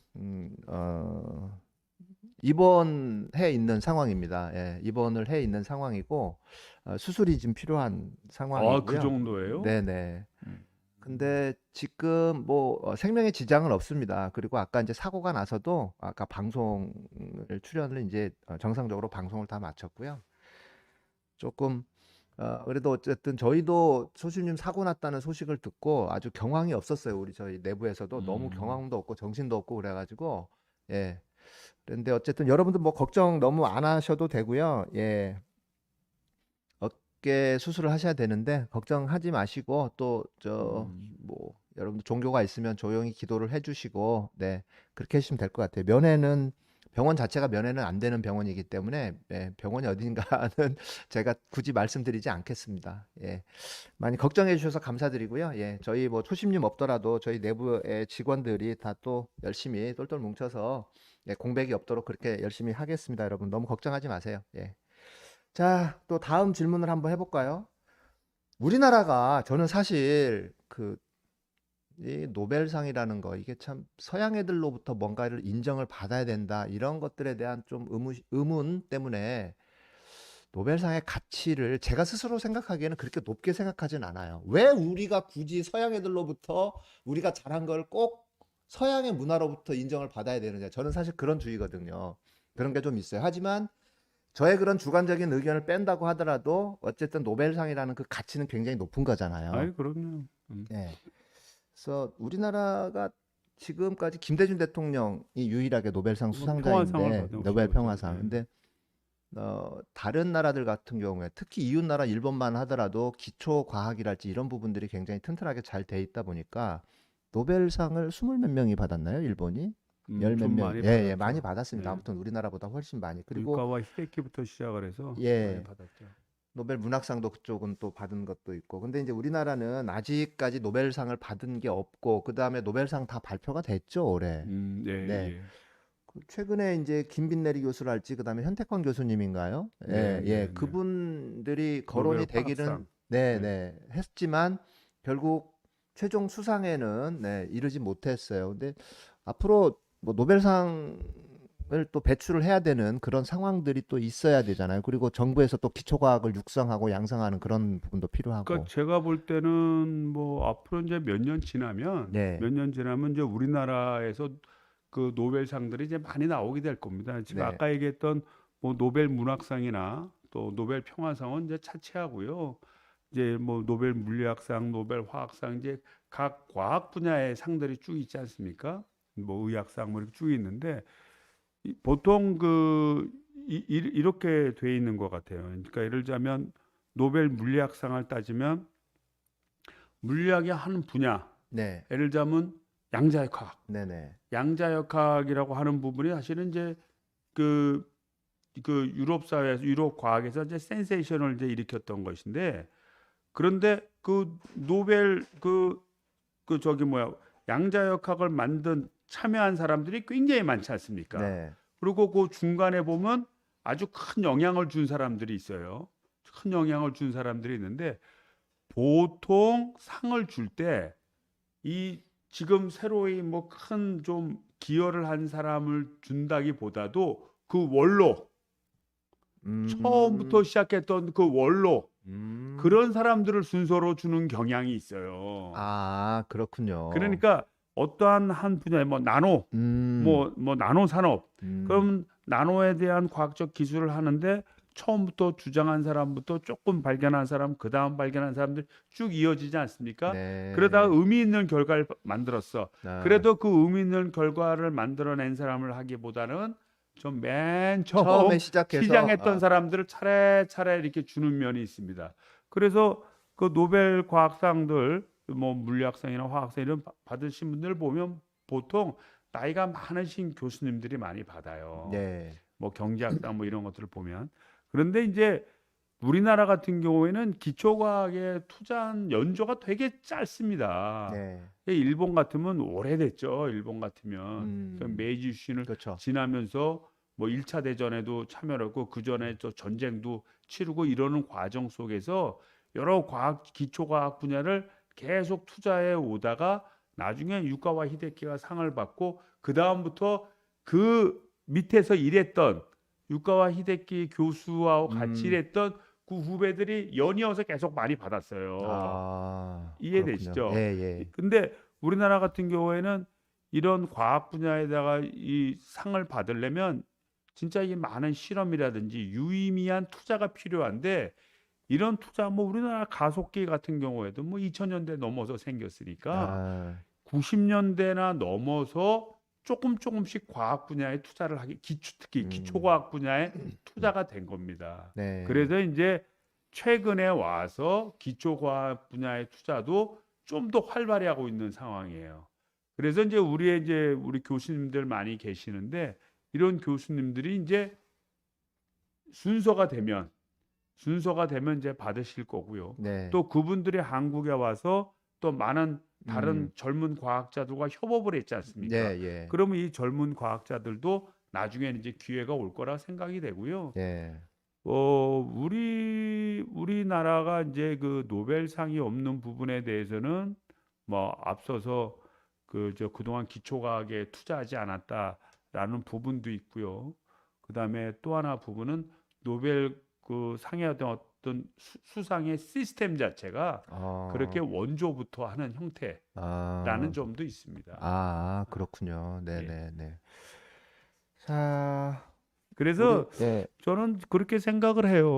우리나라도 이제 좀 더 이제 기초과학에 응용과학뿐만 아니라 기초과학 부분에 좀 더 적극적인 투자를 하고 이렇게 좀 노력을 하다 보면 뭐 이 우리나라 사람들이 우수하지 않습니까?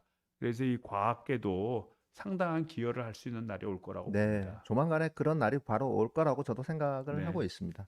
자, 어떤 분이 댓글을 남겨주셨어요. 우리 김복삼, 우리 시청자께서 고시 합격하고 검사되고 룸사롱 가는 노벨상은 없나요? 그리고 이제 참 그것도 문제예요.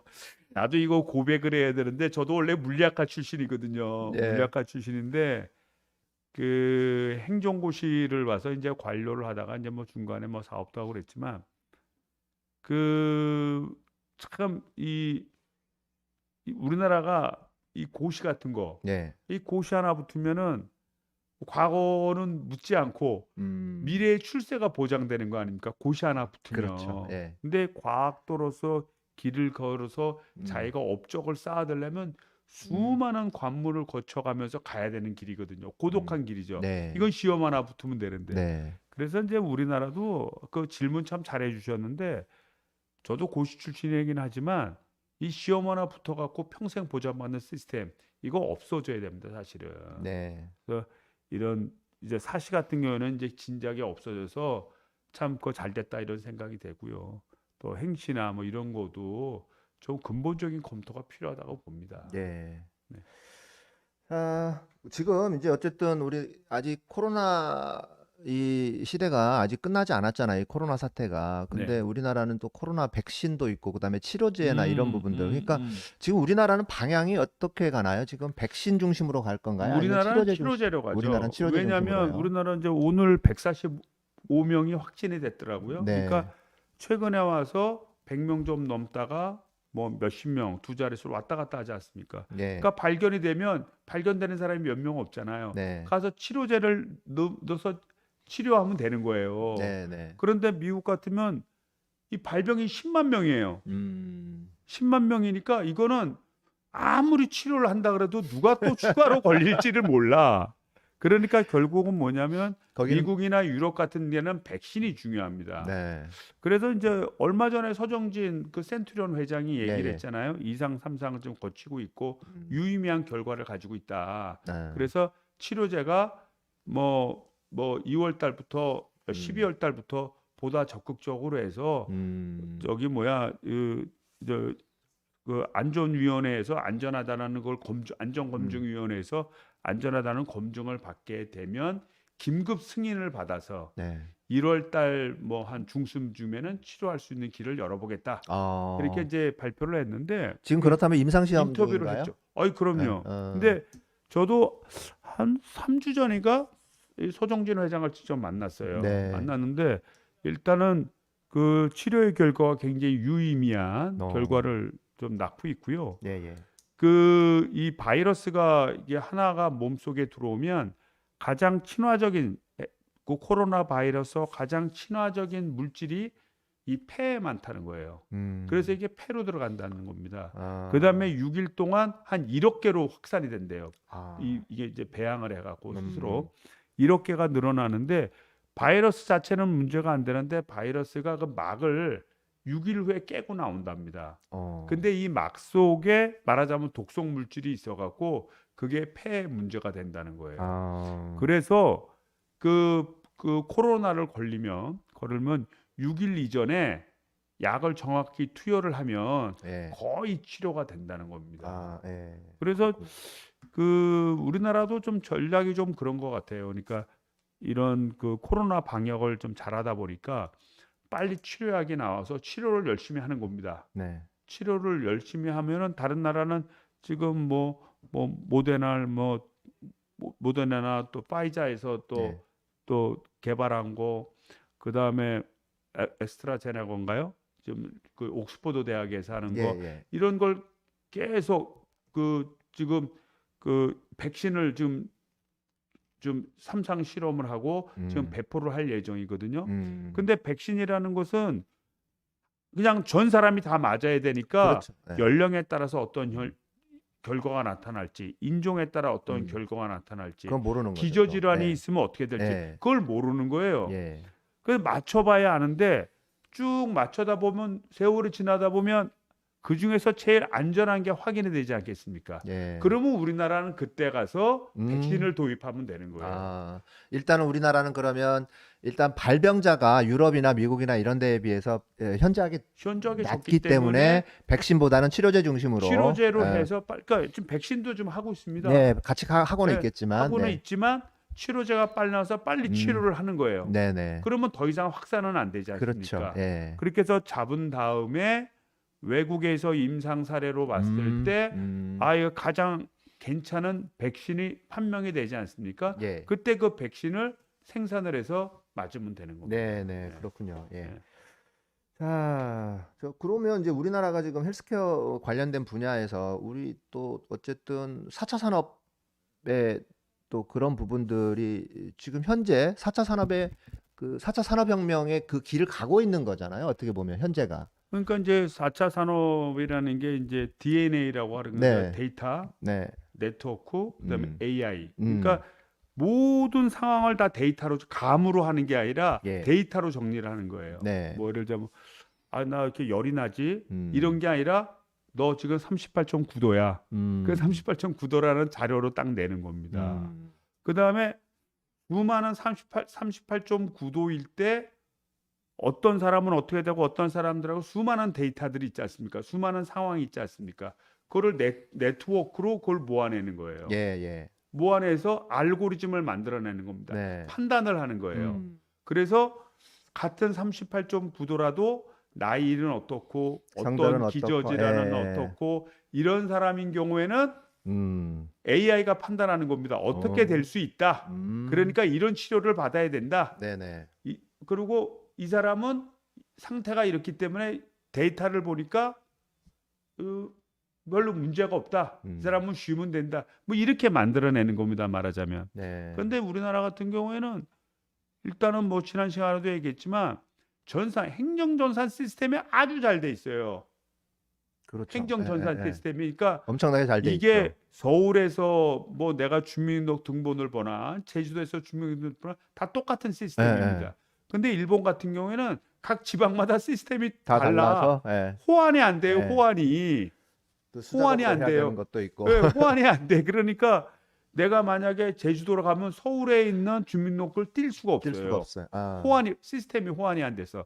그러니까 우리나라는 이런 음, 행정 전산망이 아주 잘 돼 있기 때문에 음, 기본적으로 그 사람 개인의 독립하다는 데이터를 음, 만들어낼 수가 있습니다. 예, 그다음에 그거와 관련해서 의료와 관련된 각종 데이터들을 음, 쭉 개인과 연결시키면 되는 거예요. 아, 그다음에 우리나라가 ICT 분야, 어? 그렇죠. 이런 인포메이션 이런 그 시스템에 대한 부분에 대해서 전 세계에서 이제 8위 정도 된다는데 점점 더 이제 올라갈 겁니다. 그러니까 이미 네트워킹이 굉장히 잘 돼 있다는 거예요. 전 8위도 사실은 믿을 수 없어요. 왜냐면 저는 예. 1위 아니면 2위일 것 같은데 8위는 너무 순위가 낮은 것 같아요, 사실. 근데 이제 디지털 지수가 8위라는 거죠. 예. 그러니까 디지털이라고 하는 거는 네, 이제 네. 총체적인 전체의 그렇죠. 지수를 네. 얘기하는 거니까 네.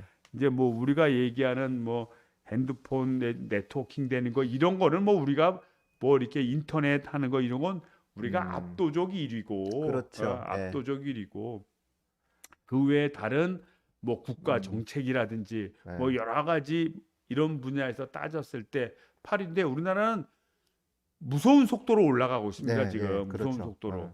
그래서 제가 볼 때는 앞으로 이런 건강과 관련된 부분도 네. 자기가 가지고 있는 건강 내역과 그 사람의 상황과 음, 그다음에 그 앞서 있었던 다른 사람들의 상황이 어떻게 변했다는 거를 잘 추적이 되면 이 사람한테 인포메이션을 주겠죠. 너는 네. 앞으로 어떻게 해야 음, 된다. 그런 날이 문제 멀지 않았다 이렇게 네, 생각이 네, 됩니다. 네. 그러네요. 네. 자, 제가 좀 이 마지막 질문을 좀 드려야 될 것 같아요. 저는 그 헬스케어 쪽에 이제 제가 한 15년 정도 일을 해봤기 때문에 이제 상황이나 현황이나 이런 부분들, 그다음에 영리병원이 왜 나쁜지에 대해서는 너무나 잘 알고 있는 사람 중에 한 명인데, 제주도 영리병원, 그러니까 뭐 원론적인 거지만 영리병원이 왜 안 좋은지는 뭐 한번 말씀을 좀 해줘 보시죠, 뭐 우리. 단순하게 사람의 생명과 건강을 갖고 그걸 네, 돈벌이의 수단으로 삼는다는 그렇죠. 네, 거는 네, 맞습니다. 상대방의 불행을 전제로 하는 거 아닙니까? 네, 맞습니다. 예, 이거는. 예? 예. 그러면 우리가 화재가 났다. 네. 그러면 소방관이 돈 얼마 줄 거야? 가서 음, 끌까 말까? 이러면 이거 안 되잖아요. 그럼요, 당연합니다. 예. 예? 이거는 안 되잖아요. 그러니까 뭐냐면 가장 인간의 기본적인 것 중에 하나가 바로 건강 분야고 예. 건강은 말하자면 이 우리 사회 네. 시스템으로 책임져 주는 구조로 가지고 가야지 음, 이거를 돈벌이의 수단으로 전락이 되게 돼서는 안 네. 된다. 네. 이런 뜻입니다.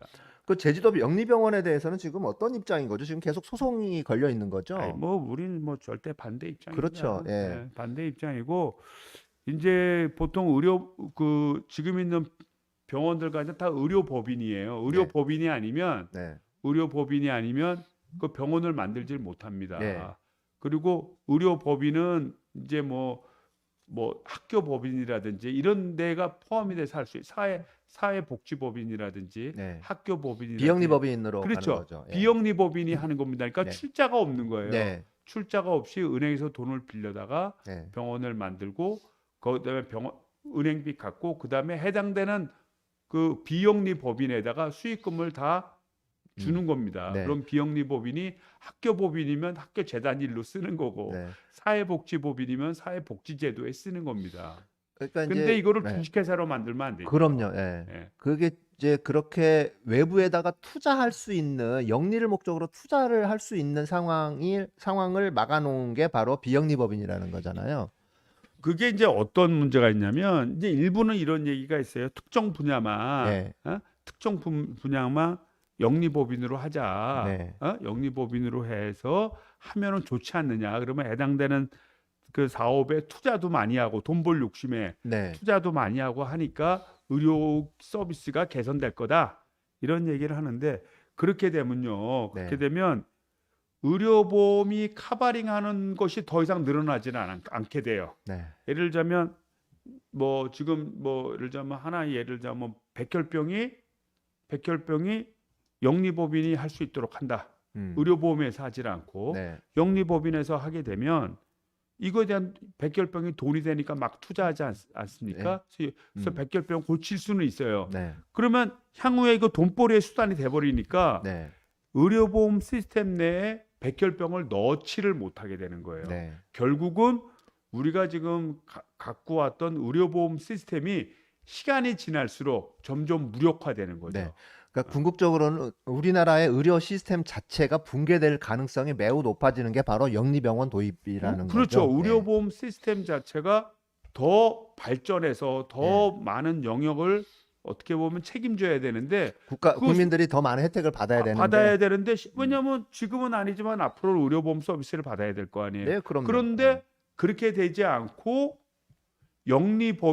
영리병원이 생겨서 그 네. 영역을 가져가게 되면 그때는 그거를 받아오기가 굉장히 어렵다는 거예요. 네, 네, 맞습니다. 그래서 우리가 영리병원이 들어오는 것 자체를 목숨을 걸고 막아야 된다는 거예요. 그리고 그러니까, 반사회적인 거고요. 그럼요. 예, 맞습니다. 그래서 특히 일본 같은 경우에 뭐냐면 지금 뭐 수돗물, 철도, 뭐 이런 거 다 민영화하는 거예요. 다 민영화하니까 철도의 수익성이 없으면 그 열차가 멈추는 겁니다. 그럼 거기 살았던 사람은 어떻게? 네. 이거 물 먹던 사람들 자면 이게 안 되면 물의 질이 안 좋아지는 거예요. 맞습니다. 그리고 더 많은 수익이 안 나면 더 많은 투자를 안 합니다. 그러니까 이런 인간의 어떤 기본과 관련된 부분은 그거는 정부가 딱 책임지는 구조로 가야 그렇죠. 되고 네. 또 우리 공공의료 서비스 네. 이런 것도 확대시켜 나가서 참 인간적인 삶을 만드는 게 국가가 할 일이지 뭐 누구 돈벌이 수단으로 만들어주는 게 국가가 할 일이 아니거든요. 그럼요. 예.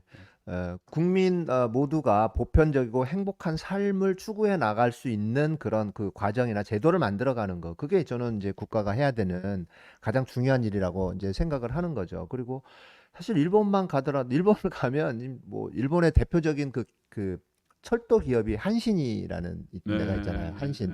프로야구단도 운영하는 한신 타이거즈. 예. 그 한신에서 운영하는 철도 노선이 있어요. 근데 일본에서 열차를 타면 꼭 지하철뿐만이 아니라 다른 열차들도 마찬가지로 그 열차가 너무 낙후돼 있어요. 옛날에 우리나라 그 비둘기호 열차 같은 거 있잖아요.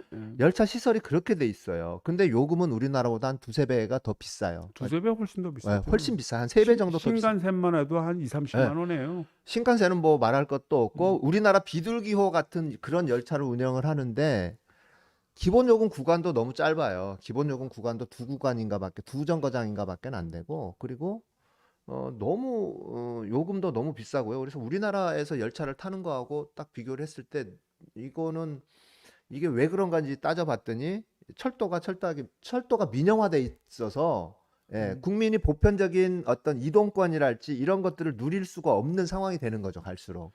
그 제가 하나의 예로 이제 인천에 이제 그 깔따구가 나와서 문제가 됐지 않습니까? 예, 근데 이게 뭐냐면 깔따구가 나온 곳이 너무나 그 최고의 시설을 했기 때문에 그런 거예요. 네네, 그게 무슨 얘기냐면 이제 이렇게 물이 많을 때는 상관없는데 그 갈수기 때, 네, 갈수기 때는 아무래도 물이 적어지고 이게 마르다 보니까 냄새도 나고 또 부패될 그, 그 우려가 있지 않습니까? 예, 그러니까 그게 거의 1,000억 정도 들어가는 고도 정수 시설을 만듭니다. 그 음, 고도 정수 시설에는 이 이 생물학적 막이 생겨서 생물막이 생겨서 물을 정화하는 거예요. 아, 그러니까 고도 정수 시설이에요. 네, 근데 이게 생물막이 생기다 보니까 부작용이 뭐냐면 생물체가 살아남을 수가 있는 거예요.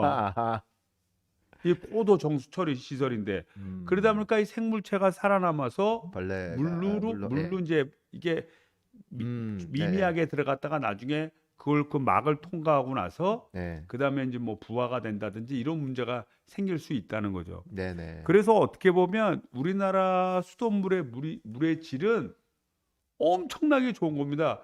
왜냐하면 우리나라 사람들이 이 수돗물 나오는 중에서 음료수로 음, 음료수로 쓰는 율이 1%가 안 돼요. 네, 네, 예? 1%가 안 되는데 그 물의 질은 제가 진짜 단언컨대 전 세계에서 거의 탑 수준입니다. 우리나라의 저도 수돗물은. 그렇게 생각합니다. 예. 이게 다른 나라들 같은 경우에는 지형이 화산 지형이나 뭐 석회수나 이런 것들이 많아서 그런 것도 있지만 수질 자체가 너무 안 좋은 나라들이 굉장히 많아요. 물이 수질이 너무 안 좋은 나라들이 또 너무 많고 그래가지고 물의 소중함을 나가서 보면 정말 일상생활의 소중함을 느끼는 게 뭐 물의 소중함도 그렇고 교통의 아, 소중함, 예, 그럼요. 이동의 소중함 이런 것들을 너무 뼈저리게 많이 느꼈어요. 저는 이제 외국 나갔을 때. 그래서 우리나라가 이렇게 인프라가 좀 잘 돼 있다. 이제 이런 부분들을 이제 말씀을 드리고 싶은 거고. 그 그리고 예. 국가가 다 그런 기본적인 생활 조건에 관한 거는 국가가 다 책임을 지는 거죠. 그렇죠. 예. 다 책임을 지고 네. 그래도 우리나라 공무원들이 참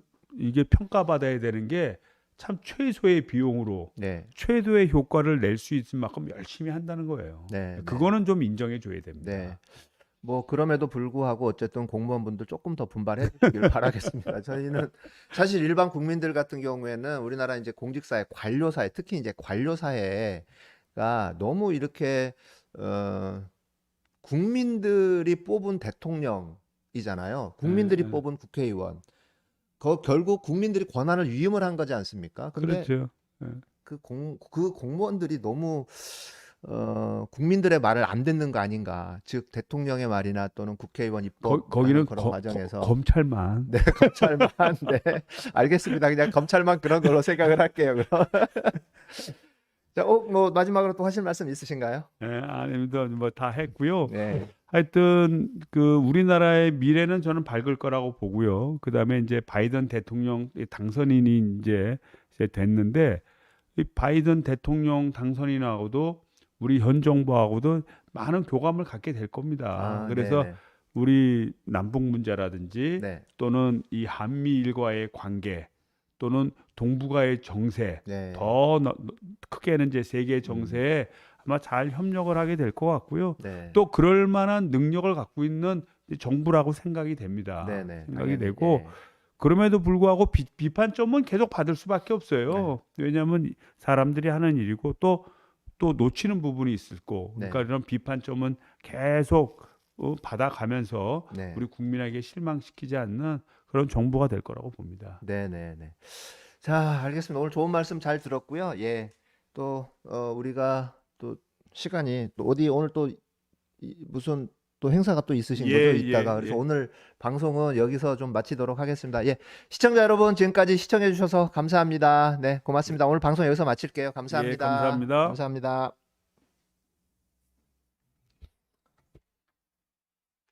어, 어, 방송이 끝났는데